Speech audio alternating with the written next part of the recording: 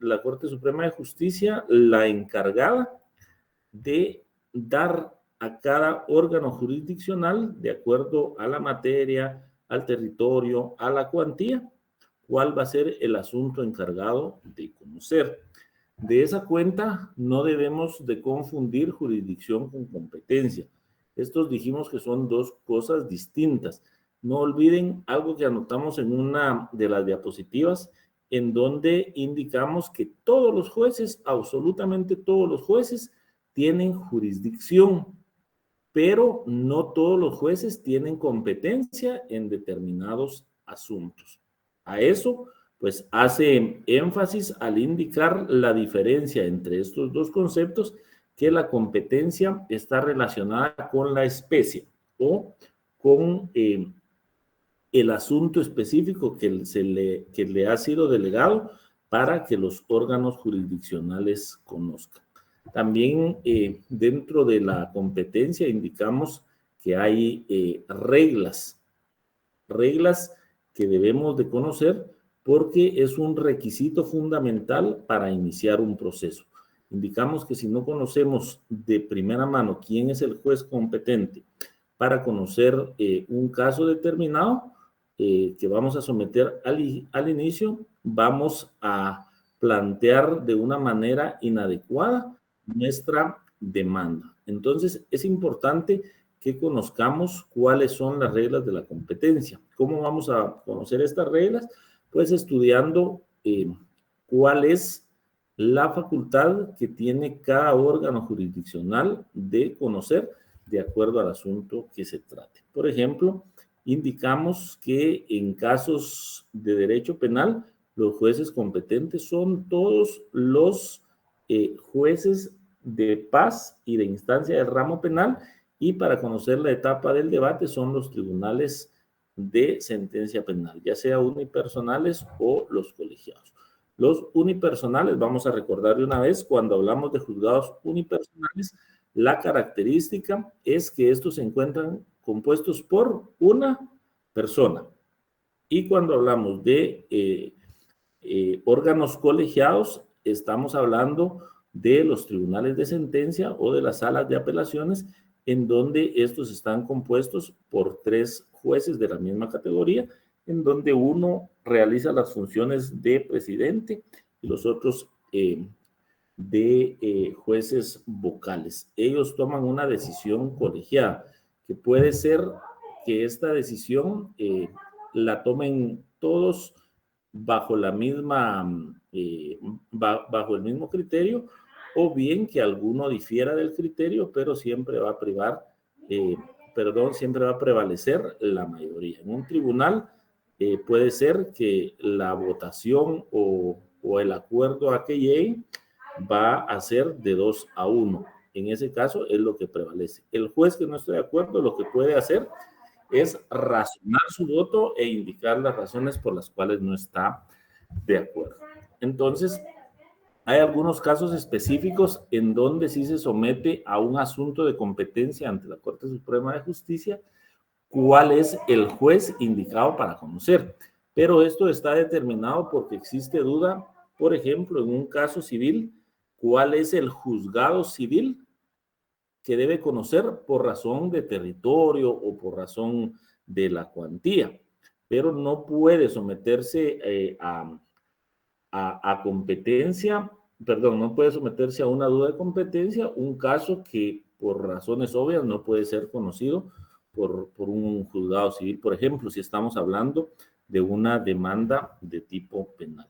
Por eso es importante que aun cuando los abogados, los jueces, los propios abogados defensores no conozcan todas las ramas del derecho como una especialidad, sí debemos de tener las nociones generales de qué hechos le corresponde conocer a cada órgano jurisdiccional. Artículos que deben recordar: el artículo 94 y 104 de la ley del organismo judicial. Recuérdense que en esos 2 artículos está determinado que es a la Corte Suprema de Justicia a la que le corresponde la distribución entre los diferentes jueces de todo lo relativo a la competencia. Dijimos que las reglas de la competencia básicamente son 3. Una de las reglas de competencia es la competencia por la materia, por la cuantía y por el territorio. Eso también está regulado en la ley del organismo judicial. Cuando hablamos de materia, podemos mencionar como ejemplos que si acudimos a un juzgado para que se resuelva un conflicto de tipo laboral, el juez competente va a ser un juez de trabajo. Si nuestra demanda contiene aspectos civiles en el litigio, el juez competente va a ser el juez de lo civil. O en los casos donde interviene o donde está la comisión de algún delito o falta, obviamente ahí van a ser los jueces del ramo penal los encargados o los competentes para conocer el asunto.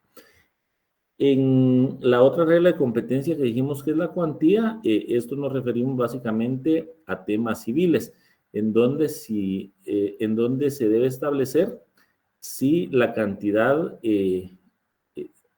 si la decisión va a ser tomada por la cantidad, es decir, la cantidad dineraria en que se basa la demanda.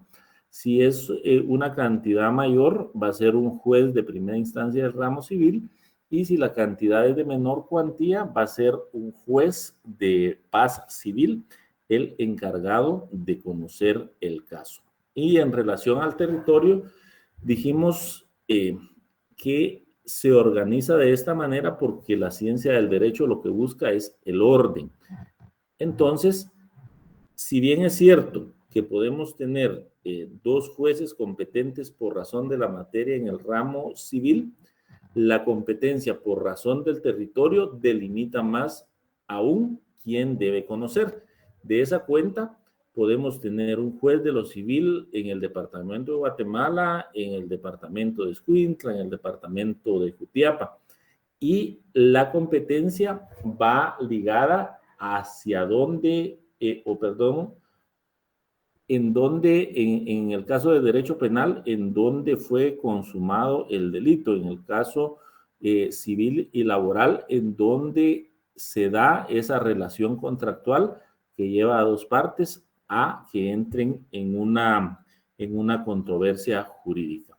También dijimos que hay otros tipos de competencia por razón de grado funcional. Esto va a depender de la organización judicial con varias instancias.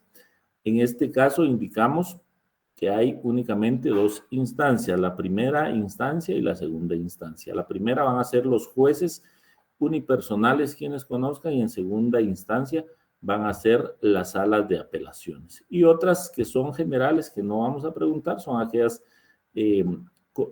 aquel tipo de competencia, solo lo vamos a mencionar para que ustedes lo tengan como conocimiento general, la regla de competencia por razón de turno, en donde, como ustedes saben, pues se han creado juzgados de turno, quienes conocen determinados procesos, conocen las primeras diligencias, pero luego lo elevan al juzgado correspondiente. Y otros tipos de competencia que existen en la doctrina, que son por razón del domicilio, por razón del lugar en donde se sufrieron los daños o por donde están situados los bienes. De forma general, esa es el tema de la competencia que va a ser sometido a examen. Así que si quieren tener buen resultado, pues el consejo es repasen bastante las presentaciones porque la mayor parte del contenido está en estas presentaciones. ¿Hay alguna duda en relación a la competencia? Sin ninguna pena, por favor, me la plantea. Perdone, usted dijo de que habían 3 competencias, materia, cuantía y dijo otra más. Materia, cuantía y territorio, que son las 3 principales, que son las que vamos a someter a evaluación. Ok, ¿y me podría explicar lo que abarca lo del territorio, por favor? Bueno, la del territorio indicamos que está delimitado en el caso del derecho penal en el lugar en donde se consuma el delito. En el caso de derecho civil o penal, en donde se da la relación contractual entre las partes. Para ponerles un ejemplo, Si una persona es indicada de la comisión del delito de homicidio y este se materializó o se consumó en el departamento de Escuintla, el juez competente no puede ser el del departamento de Guatemala, sino por razón de territorio tiene que ser el de Escuintla, porque si bien es cierto, los dos tienen competencia penal, como indicamos que el derecho lo que busca es el orden, el que tiene preeminencia para conocer ese caso es el de Escuintla, que fue en donde se consumó el hecho delictivo. Si una relación contractual se da en temas laborales en el departamento de Jutiapa, el juzgado laboral competente, no recuerdo si ahí hay, pero sería el juzgado que esté más próximo al lugar en donde se da esa relación patrono-trabajador.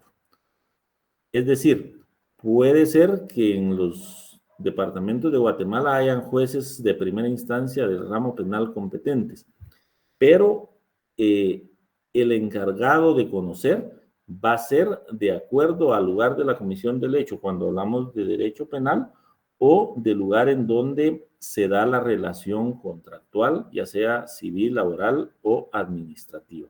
¿Habría alguna situación por la que se haga en otro lugar? Sí, recordemos que actualmente, en caso de que haya alguna recusación hacia un juez, pues la Corte Suprema de Justicia sí puede determinar que sea un juez de otro lugar el que conozca. Y en el caso del derecho penal, actualmente está el tema de competencia ampliada o de los procesos de mayor riesgo, que por la naturaleza y la gravedad del asunto y para resguardar a los sujetos procesales, hablamos de jueces, defensores y fiscales, esos casos son conocidos en los juzgados de mayor riesgo. Esa es la excepción. ¿Alguna otra pregunta?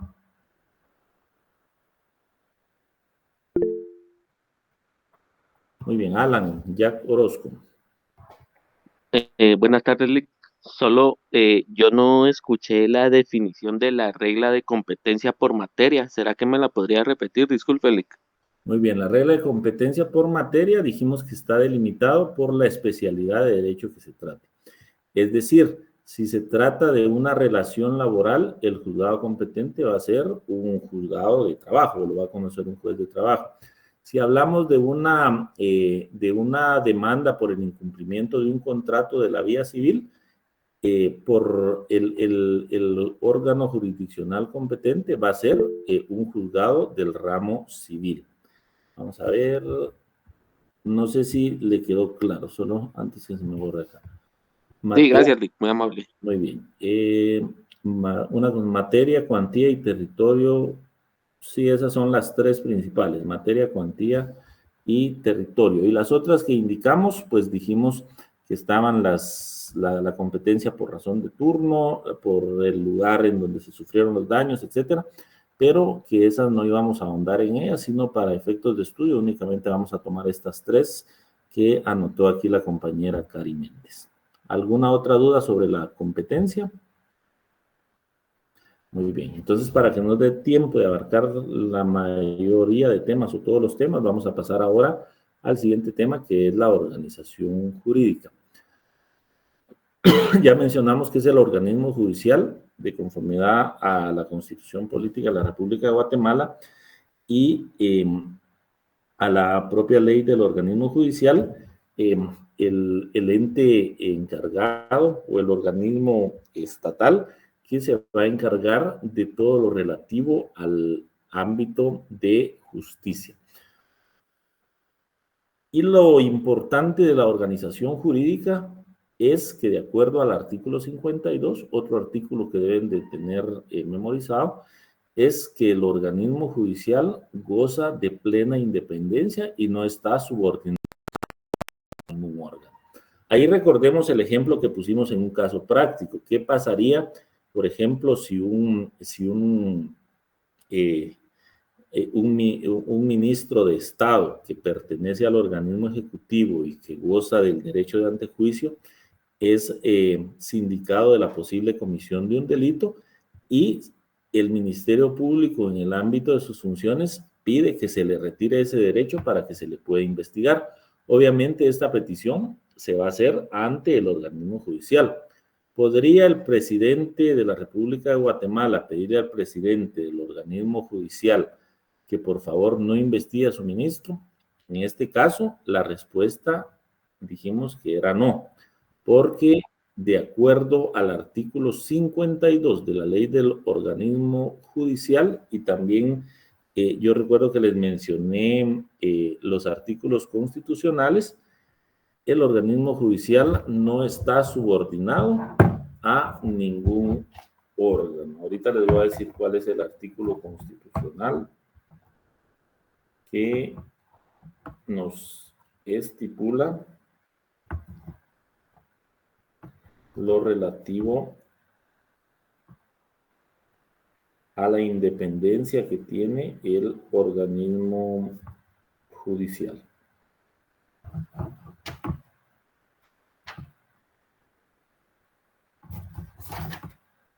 Dijimos que era el artículo 203 de la Constitución también, para que lo anoten. Este artículo establece la independencia de la cual goza el organismo judicial y la potestad que tiene de juzgar. Y este mismo artículo indica que los magistrados y jueces, eso me recuerdo que lo repasamos en alguna de las clases, los magistrados y jueces recuerden que son independientes en el ejercicio de sus funciones y únicamente están sujetos a quién o sujetos a qué. ¿Alguien que se recuerde? A la Constitución. Muy bien, únicamente están sujetos a resolver de conformidad a la Constitución Política de la República de Guatemala y a las leyes del país. Entonces ahí ya les dio otros dos artículos que ya tienen que tener en sus notas, el artículo 52 y 203, que establece la independencia y el principio de no subordinación que goza el organismo judicial. Ahorita recuérdense que estamos hablando de la organización jurídica, es decir, de todo ese entramado de órganos jurisdiccionales que va normando y estableciendo la Corte Suprema de Justicia para que todos los guatemaltecos podamos tener acceso a la resolución de conflictos de diferente naturaleza. También dijimos que parte de la organización jurídica a cargo de la Corte Suprema de Justicia es que ellos tienen funciones administrativas, es decir, dentro de las funciones de la Corte Suprema de Justicia está emitir reglamentos, acuerdos en la función jurisdiccional y además ellos deben de velar por el buen desarrollo de las actividades administrativas y judiciales. Alguien que se recuerde cuál es el artículo de la ley del organismo judicial que regula que la Corte Suprema de Justicia, además de ordenar todo lo relativo a la competencia, tiene funciones administrativas. Si alguien lo tiene, por favor me indica. Artículo 54. Muy bien. No vi ahí quién lo dijo, pero felicitaciones. Es el artículo 54 de la ley del organismo judicial. Ya vieron, si van ustedes leyendo sus diapositivas, si las tienen en mente, se les va a facilitar bastante la resolución de su examen. Los artículos 207, 8 y 9 también dijimos que era importante que los estudiaran porque en estas se encuentran cuáles son los requisitos legales y de capacidad que deben cumplir quienes aspiren al cargo de magistrados o de jueces. En este también está regulado cuánto tiempo duran en sus funciones y quién es el encargado de nombrarlos. Recuérdense que los jueces se someten en la escuela del organismo judicial a un proceso de selección para poder calificar o ser elegibles para ser nombrados como jueces. Es donde da inicio a la carrera judicial. Ahí estamos hablando de jueces de instancia, de jueces de tribunales de sentencia. Ellos optan a estos cargos por oposición. En el caso de los magistrados son electos por el Congreso de la República de Guatemala de una nómina que le es enviada por parte de las comisiones de postulaciones. Los jueces están nombrados para un periodo indeterminado y los magistrados están nombrados para un periodo determinado, que recuerdo son 4 años, pero ustedes lo pueden verificar. Eso está regulado en los artículos 207, 208 y 209 de la Constitución Política de la República de Guatemala.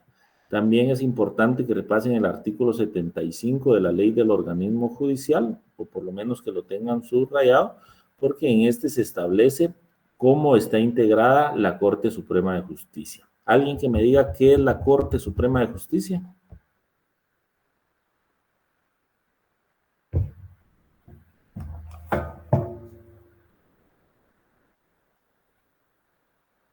Bueno, recuérdense que el organismo judicial es el encargado, el órgano del Estado encargado de impartir justicia. A ver, Sodi y René.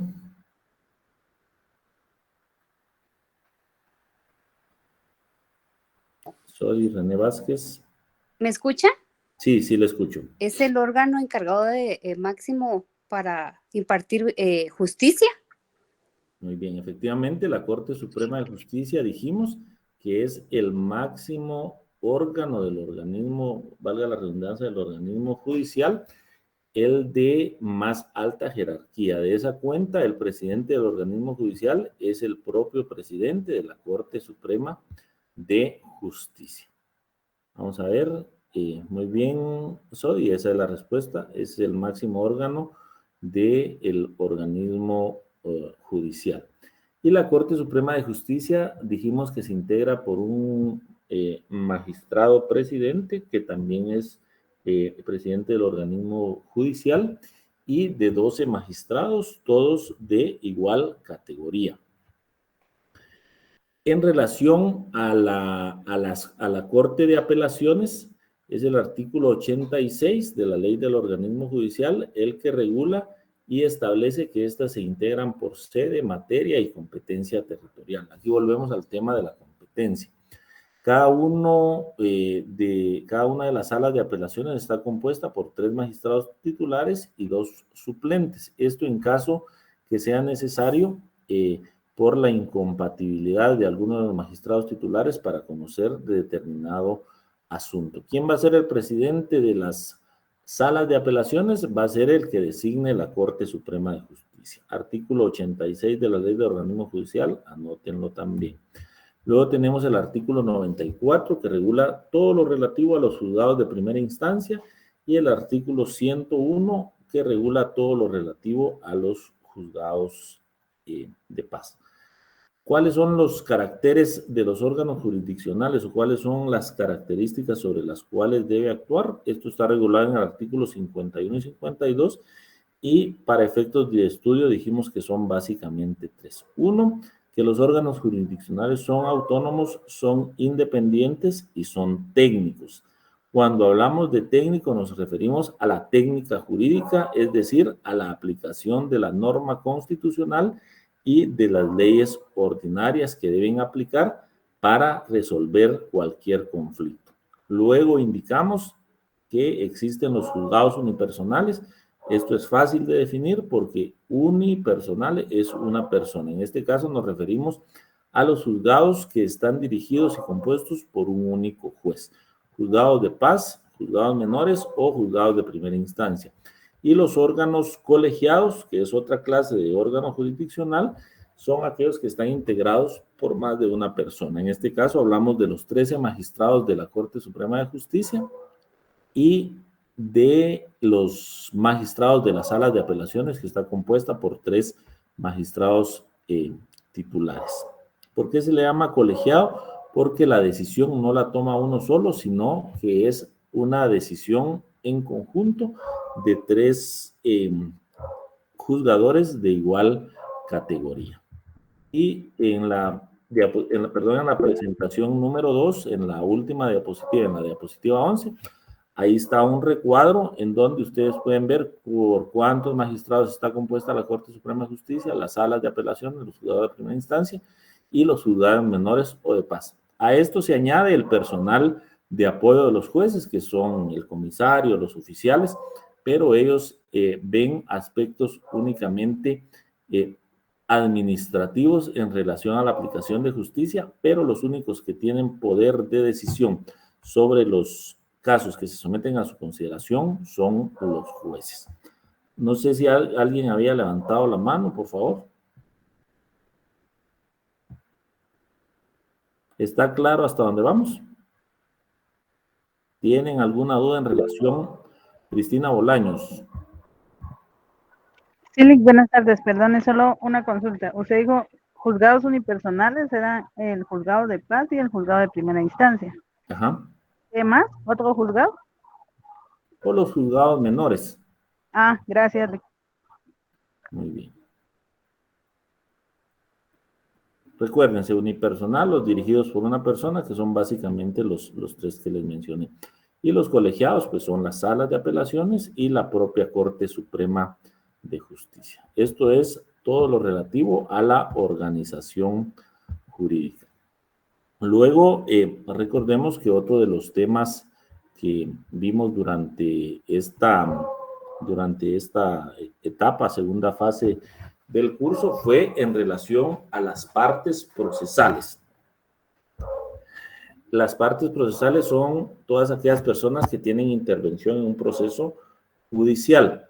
Básicamente son dos, la parte actora y la parte demandada. ¿Quién es la parte actora? Pues dijimos que es la persona que inicia o que ejercita la acción, que solicita al juez que resuelva sobre determinada petición. Y la parte demandada es sobre quién recae esa pretensión o la que debe responder a la solicitud del actor o del demandado. Dijimos también que el actor es el que pone en movimiento el órgano jurisdiccional competente. Se llama acción porque esto se lleva a través de un proceso que se desarrolla a través de una serie de etapas ordenadas y concatenadas que siguen para la persecución de un fin, respetando el debido proceso. Este principio del debido proceso está amarrado con el principio de legalidad. Y una característica que no debemos olvidar es que para poder interponer una demanda o una contrademanda, debemos de tener interés en el asunto, porque en el proceso únicamente se le da intervención a aquellos que tienen interés en el asunto.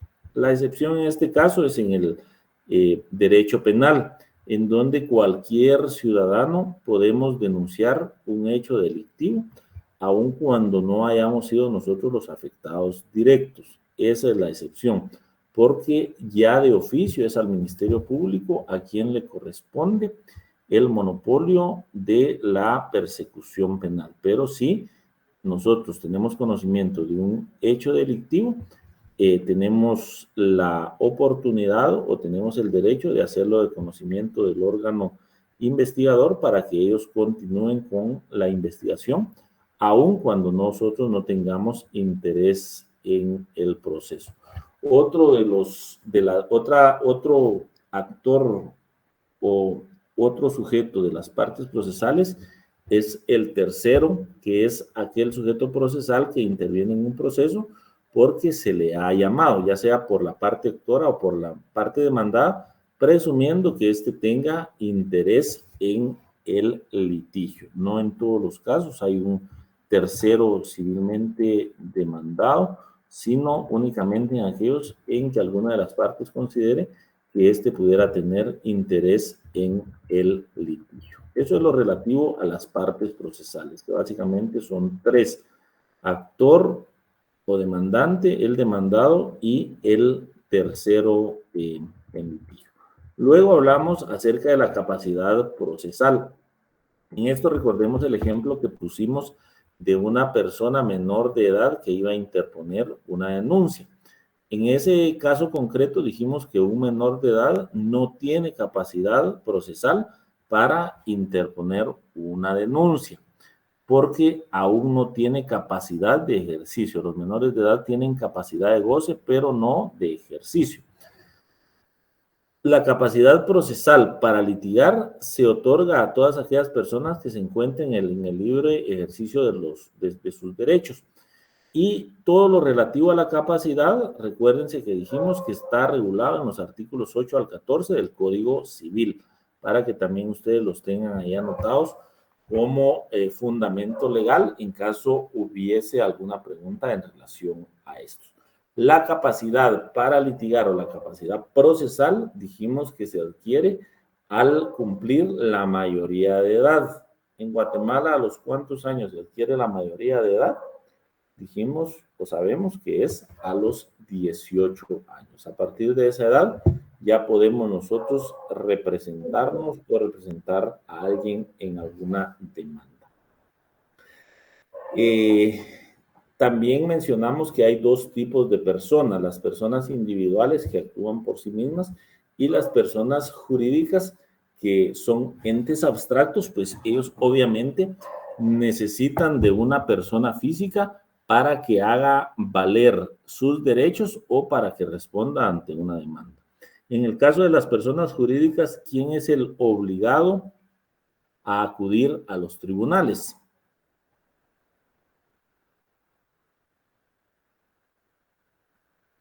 ¿Alguien que se recuerde?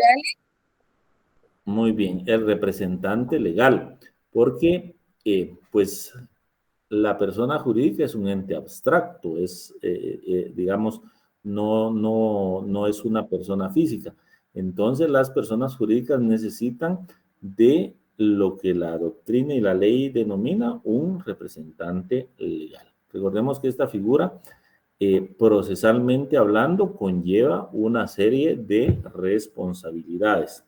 No es únicamente de nombrar a cualquier persona, sino debe tener la capacidad y la responsabilidad para la representación que está asumiendo. Dijimos también que hay casos aquí en Guatemala en donde hay asociaciones o comités que aún no cuentan con personalidad jurídica. En estos casos, ellos van a actuar por medio de sus presidentes, directores o personas que públicamente actúen en nombre de ellos. Y en caso que el demandado o el afectado de un litigio sea el Estado, ¿quién representa legalmente al Estado?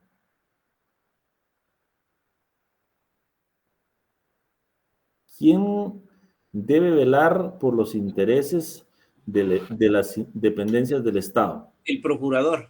Muy bien, es a través del Procurador General de la Nación, que es la máxima autoridad de la Procuraduría General de la Nación. Luego vimos que existen 4 tipos de representaciones, que son la legal, este aplica para los menores de edad, la representación judicial para aquellas personas que no tienen capacidad, los incapacitados, la representación testamentaria, que se demuestra con un testamento declarado válido, y las otras representaciones, que es la representación voluntaria por medio del mandato. Otro tema importante que vimos es la legitimación, y la legitimación no es otra cosa que la facultad de poder actuar en el proceso como actor, como demandado o como tercero, representando a estos. La legitimación, dijimos que no está inferida por las cualidades personales de alguna de las partes, sino qué posición ocupa con respecto al litigio. Indicamos que hay 2 tipos de legitimación, la legitimación activa y la legitimación pasiva. La activa es la potestad legal que tenemos de acudir a un órgano jurisdiccional, y la pasiva es la facultad legal de poder defendernos ante una demanda que se pueda entablar en contra de nosotros. Luego vimos otra figura que es el litis consorcio, y básicamente esta es una figura que se da cuando dentro de un proceso hay una única pretensión, pero puede haber varios demandantes y un demandado, o varios demandados y un demandante. En este caso se constituye la figura del litis consorcio. Este tema recuerdo que se los explicó el licenciado Uciel Guerra y está también regulado en el Código Civil. No sé si tienen alguna duda en relación a estos temas que hemos visto o va quedando todo claro. Muy bien. A ver, Brandon David. Buenas noches, licenciado. Solo ese litis consorcio, no le logré escuchar la última parte, perdón, Elic. Bueno, dijimos que el litis consorcio litis es litigio y consorcio es la unión de varios actores. Este se da cuando en una demanda hay una pretensión única. Puede ser que haya varios demandados y un demandante, o que haya varios demandantes y un demandado. Yo recuerdo que dentro de los ejemplos que pusimos era el caso de una persona a quien le habían incumplido un contrato por la entrega de un apartamento en un condominio, pero en ese mismo caso habían otras 24 personas que iban a entablar una demanda contra la misma empresa constructora. En este caso es donde se da el litis consorcio, porque son 25 personas afectadas que solicitan la misma pretensión, es decir, que se les devuelva el dinero que habían pagado, que se les indemnice por daños y perjuicios, porque un único demandado es el que les ha afectado en su derecho. Entonces, litis consorcio es la unión de varios actores, ya sea demandantes o demandados, en un litigio. En el artículo del Código Civil, no lo recuerdo ahorita, pero no se preocupen porque ese no creo que se los vaya a preguntar. Pero se los voy a buscar para la otra clase porque ahorita no tengo a mano mi Código Civil. Nítido, licenciado, muchas gracias. Muy bien. Luego el siguiente tema que vimos fue el relativo a la acción procesal. Esto es bastante sencillo porque dijimos que acción significa poner en movimiento a un órgano jurisdiccional. Y luego hay un esquema así bien representativo que hicimos en donde dijimos que el proceso representa el recorrido, el procedimiento es la forma en que se hace el recorrido y la acción procesal es el arranque con el cual da inicio ese recorrido. Entonces, el primer momento de una demanda o de un proceso va a ser siempre la acción procesal. Va directamente relacionado con la demanda porque es la forma en que se pone en movimiento al sistema de justicia. La naturaleza jurídica de la acción procesal está regulada, este artículo anótenlo también, el artículo 28 de la Constitución Política de la República de Guatemala, que tiene relación con el derecho de petición que tenemos todos los ciudadanos guatemaltecos. Luego vimos las teorías, creo que eso no les voy a preguntar, son básicamente 3 teorías las que vimos. Vimos cuáles son las clases de acción. Esto va relacionado con la materia a que se refiera el litigio y que los titulares de la acción son todas aquellas personas que se involucran en el proceso. Ya dentro de titulares de la acción ya no vamos a incluir únicamente a las partes o los sujetos procesales, sino también ya se incluye a los jueces, que aun cuando ellos son ajenos, pues tienen intervención dentro del proceso. No sé quién levantó la mano por ahí.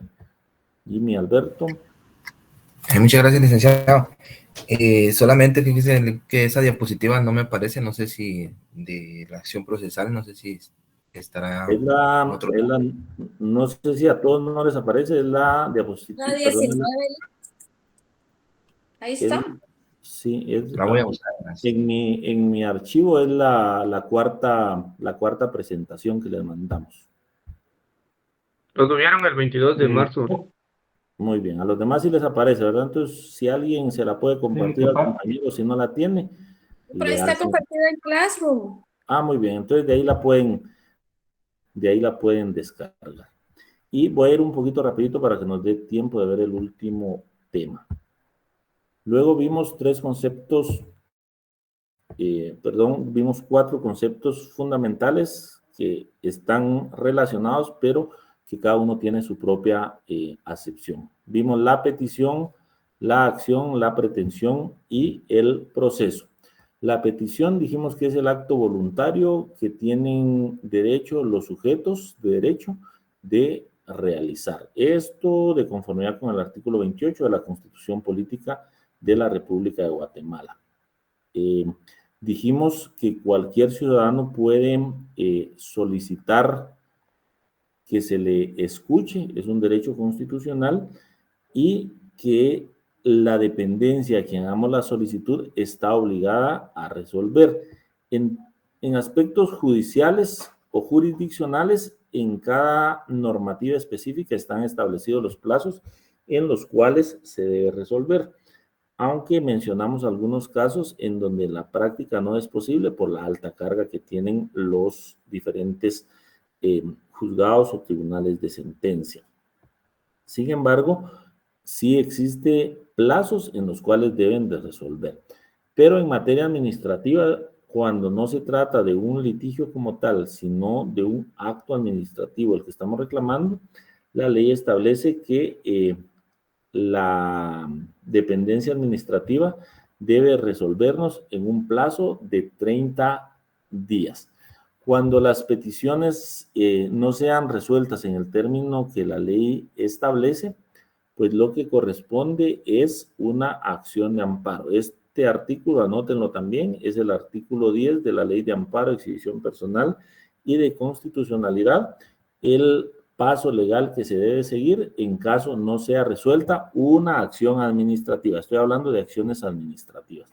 En decisiones jurisdiccionales, recordemos que cada ley tiene definidos los plazos y algunos otros plazos están definidos en la propia Constitución o en la ley del organismo judicial.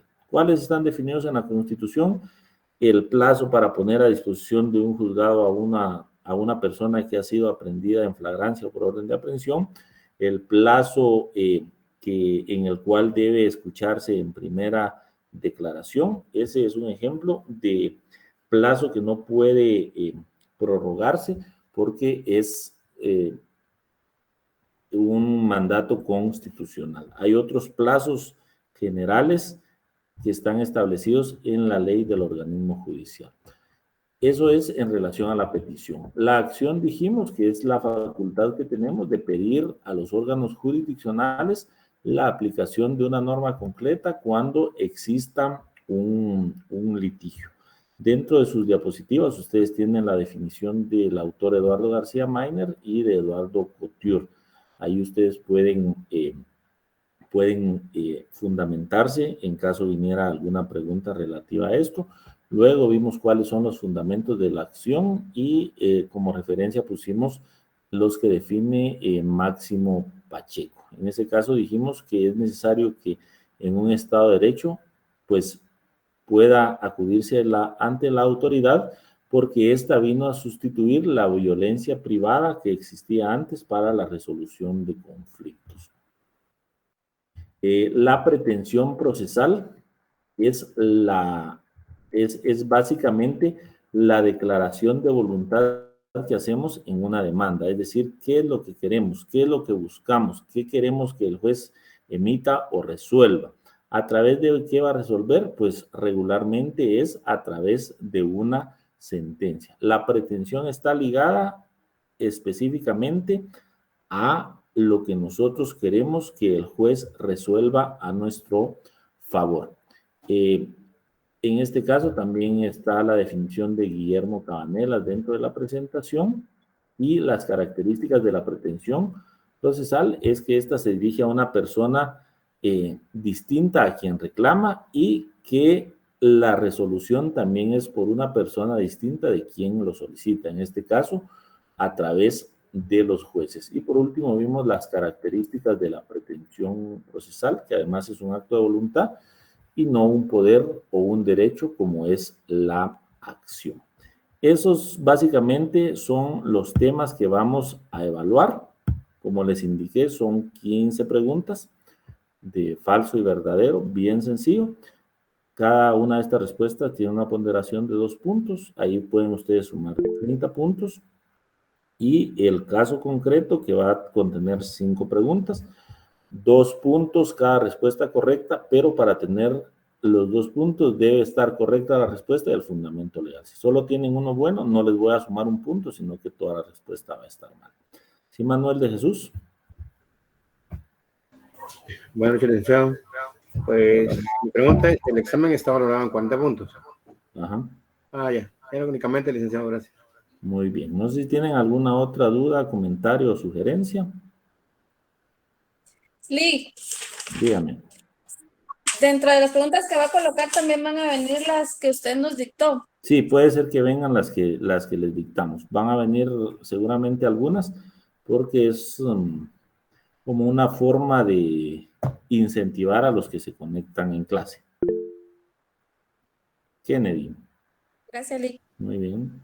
Buenas noches, licenciado. Una pregunta. ¿Para este segundo parcial se tomará en cuenta el contenido del primer parcial o solo del segundo? Disculpe. No, ya dijimos que solamente el contenido de la segunda fase, los temas que hemos visto en esta segunda fase. Ok, gracias. Bueno, ¿alguien más? Si no hay ninguna duda, yo creo que en general, pues en el primer parcial a todos les fue bastante bien, pero creo que pueden mejorar las notas, no son exámenes complicados, tienen el material de apoyo y pues todavía tienen unos días para tener el conocimiento y el contexto general de su material de estudio y de sus anotaciones. Repasen los 2 ejemplos que vimos en la hoja de trabajo, porque si bien es cierto, va a cambiar algún planteamiento, básicamente va a versar sobre lo mismo. Espero que este repaso les haya servido y de verdad espero que todos obtengan 40 puntos. De verdad me da mucho gusto saludarlos después de este descanso y primeramente Dios, los veo el día miércoles para que resuelvan su examen. Así que les deseo muy buena noche, buen provecho y un buen fin de semana. Gracias, Miguel Ángel, por el apoyo y siempre quedo a sus órdenes. Gracias, Gracias, licenciado. Gracias.